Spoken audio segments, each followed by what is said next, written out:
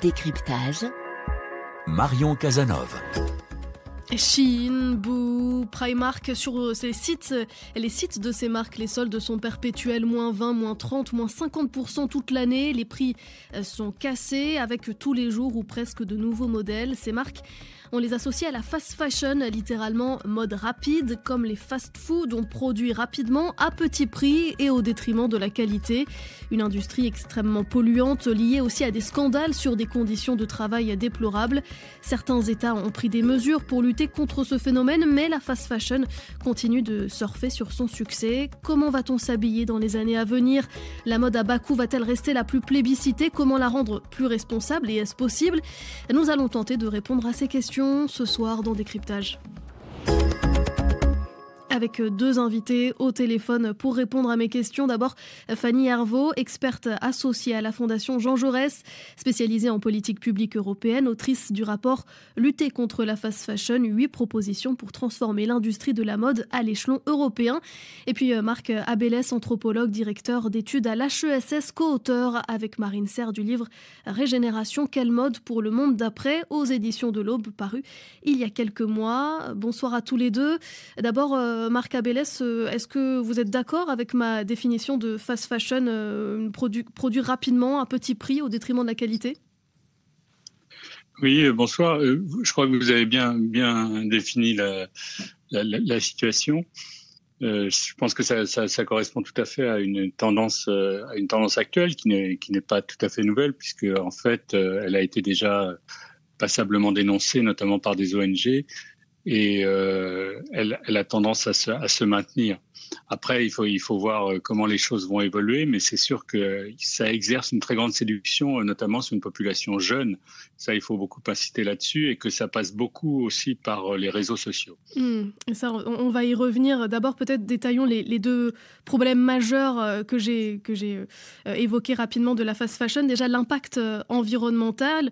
Je me tourne vers vous, Fanny Hervaux. Dans votre rapport, vous rappelez quelques chiffres. 4 millions de tonnes de vêtements jetés chaque année dans l'Union européenne, 3,3 milliards de tonnes de CO2 qui sont émis chaque année avec la production de ce textile. Pour faire le moindre jean aussi, j'ajoute qu'il faut 7500 litres d'eau. On dit souvent que l'industrie textile, c'est la deuxième plus polluante de la planète après le pétrole. C'est ça, on peut dire ça ? Absolument. Bonsoir. Absolument. L'industrie textile est extrêmement polluante et aussi très consommatrice en eau, ce qui est donc très déplorable pour notre planète. Juste pour rappeler un petit chiffre, l'industrie textile génère plus de gaz à effet de serre que les vols internationaux et le trafic maritime réunis. On voit donc que c'est absolument une industrie qui n'est plus durable et qu'il faut donc modifier, en tout cas, ce système très délétère. Et peut-être un mot aussi sur les scandales, sur les conditions de travail des petites mains qui fabriquent ces produits. Quelles sont ces conditions ? Il y a eu des drames ces dernières années. Absolument. Alors, les drames, ils remontent, on en a beaucoup entendu parler avec le scandale des Ouïghours, mais ils remontent à plus longtemps. Dès 1996, il y avait eu un gros scandale, notamment avec les chaussures Nike. Mais en effet, l'industrie textile est très délétère pour les conditions de travail. Et il faut distinguer d'un côté le travail forcé. Donc ça, on l'a vu avec les Ouïghours notamment. Et de l'autre côté, les conditions déplorables de manière assez générale dans les produits dans les pays où on produit le plus, notamment en Asie, où finalement, notamment les salaires ne permettent pas de vivre dignement. Au Bangladesh, par exemple, le salaire moyen d'une ouvrière, parce que ce sont souvent des femmes, est de $100, ce qui représente 20% de ce qu'il faut pour vivre dignement. Donc c'est vraiment insuffisant. Et puis abordons maintenant les raisons du succès de la fast fashion. Vous commencez à l'aborder, Marc Abélès. Pourquoi, si les consommateurs savent tous les problèmes, les scandales que Fanny Hervaux a évoqués, pourquoi est-ce que ces consommateurs restent attirés, Marc Abélès ? Pourquoi ils achètent de la fast fashion ? Écoutez, il y a plusieurs raisons. D'abord, comme je le disais, c'est une population relativement jeune et qui n'est pas toujours consciente de tous ces problèmes. Et puis, par ailleurs, n'oubliez pas qu'on est dans une période difficile en termes de pouvoir d'achat et que ça s'adresse à des gens qui n'ont pas nécessairement les moyens de s'acheter des choses de manière, disons, plus attrayante. Mais surtout, je pense que ce qu'ils ont réussi à faire dans la fast fashion, c'est à se renouveler en permanence. C'est-à-dire que il faut pas avoir ça simplement comme un phénomène de choses c'est de très mauvaise qualité, mais en même temps, ça crée une sorte de mode et ça exerce réellement une séduction. Alors donc, justement, à ce sujet, je vous redonne la parole tout de suite. Je voudrais qu'on écoute cet extrait passé sur la RTS, la télévision suisse, avec cette adolescente qui raconte sa consommation. Elle dit qu'elle commande régulièrement chez Shein.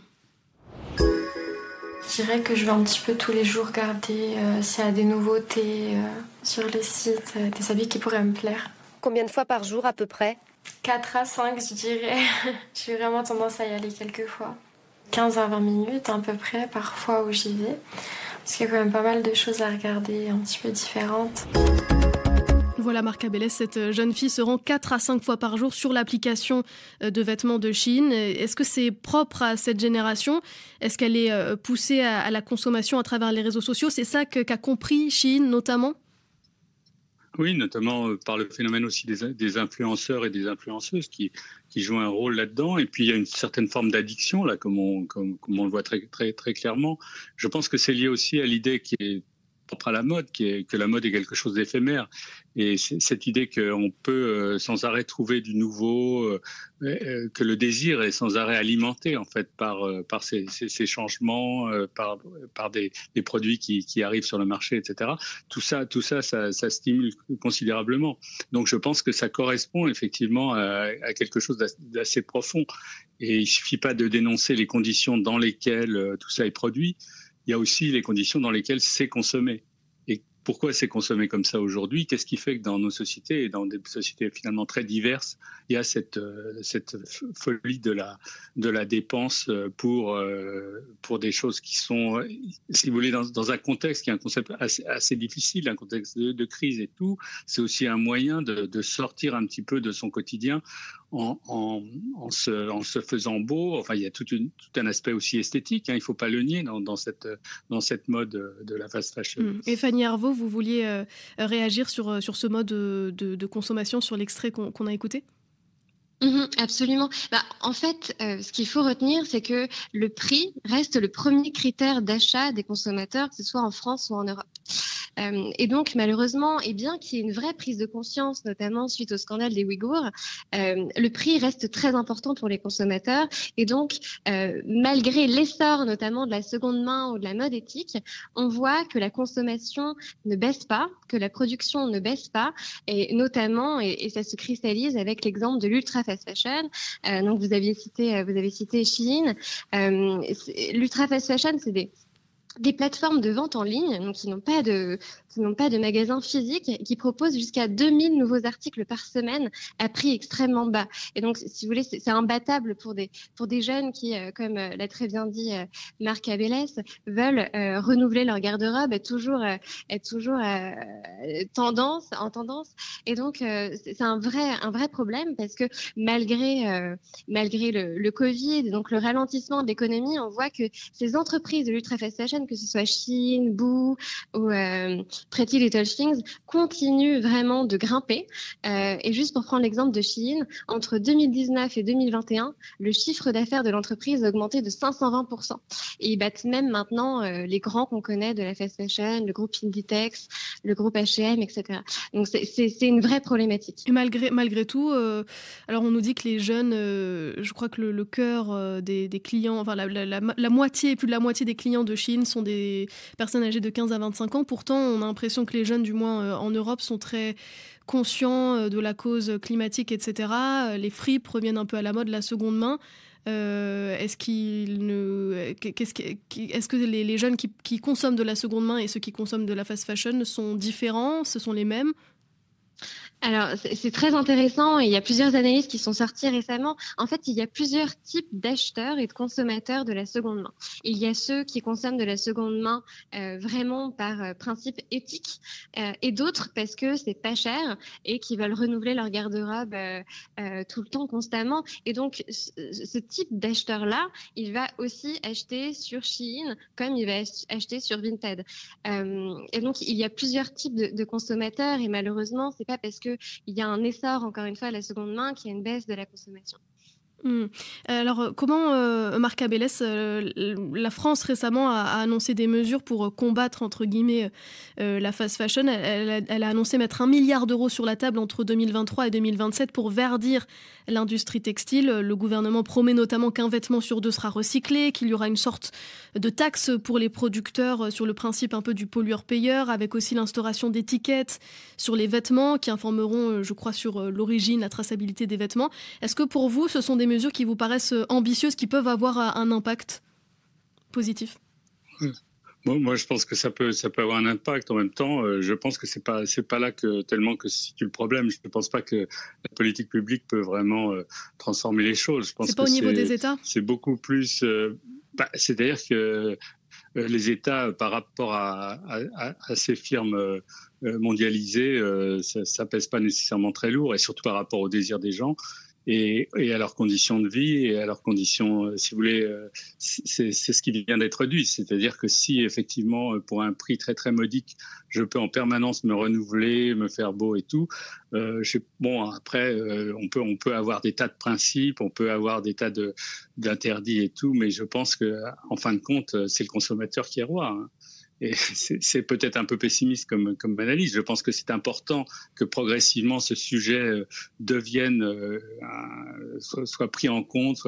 Mais comme vous disiez tout à l'heure, on peut très bien à la fois acheter de l'ultra fast fashion et à la fois acheter de quelque chose qui est exactement dans la ligne inverse.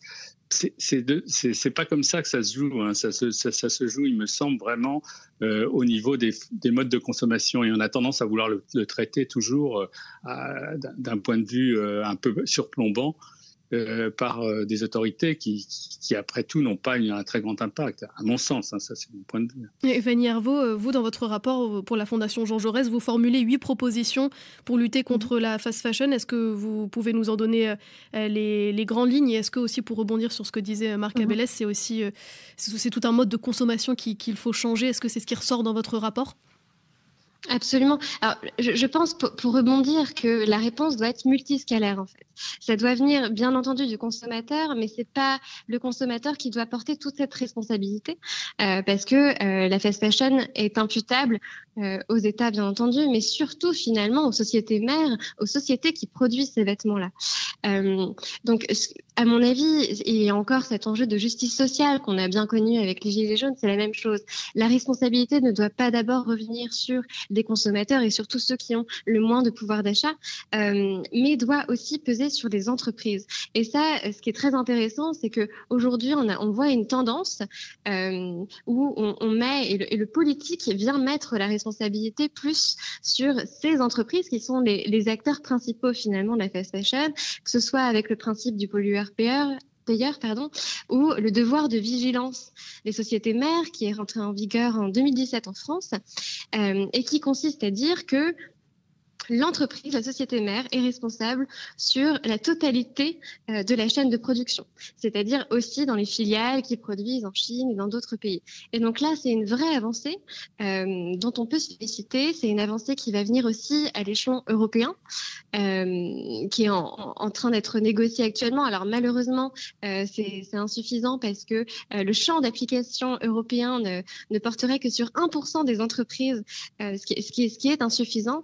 Et donc, dans le cadre de ce rapport, j'émets quelques propositions justement pour renforcer cette action européenne, pour que cette ambition soit plus large et plus effective aussi. Que ce soit au niveau des sociétés, donc avec le devoir de vigilance, ou que ce soit au niveau aussi des consommateurs, notamment en mettant en place, juste pour vous donner un exemple, parce qu'il y a 8 propositions, je ne vais pas toutes les citer, mais ce qui serait très intéressant, c'est de renforcer le pouvoir de consommateur, parce que à l'échelon européen, pour vous citer un exemple, sur l'étiquetage, il y a très peu de règles sur l'étiquetage en Europe. La seule règle qui existe, c'est que l'intégralité des composants de chaque produit doit être indiquée sur les étiquettes. Alors, il y a aussi le plus souvent, mais ça c'est plutôt de la pratique finalement, l'origine du pays de fabrication qui est indiqué, Made in China, mais ce n'est même pas une obligation. Et sur la vente en ligne, par exemple, c'est presque pas indiqué sur les sites, il n'y a pas le pays de fabrication. Donc l'idée, ce serait de mettre en place une sorte de textile score, un Nutri-Score pour le textile, où il y aurait plus d'informations pour que le consommateur soit roi et puisse vraiment décider en toute conscience, en tout cas, savoir comment il s'habille. Est-ce que, Marc Abélès, on parle aussi beaucoup maintenant du développement de la mode éthique qui coûte plus cher. Est-ce que c'est possible, finalement, si vous disiez que le consommateur est roi, est-ce que ce serait possible aussi que dans les années à venir, la mode éthique, entre guillemets, soit un peu plus abordable? Est-ce qu'il y a moyen de produire mode éthique, oui. Oui, moi je pense que c'est ça un peu c'est un peu ça en fait ce qui est en jeu en fait, et c'est un peu le travail qu'on a fait justement avec Marine Serre qui fait du travail à partir du recyclage et de l'upcycling comme on dit. Ça coûte cher le recyclage des vêtements.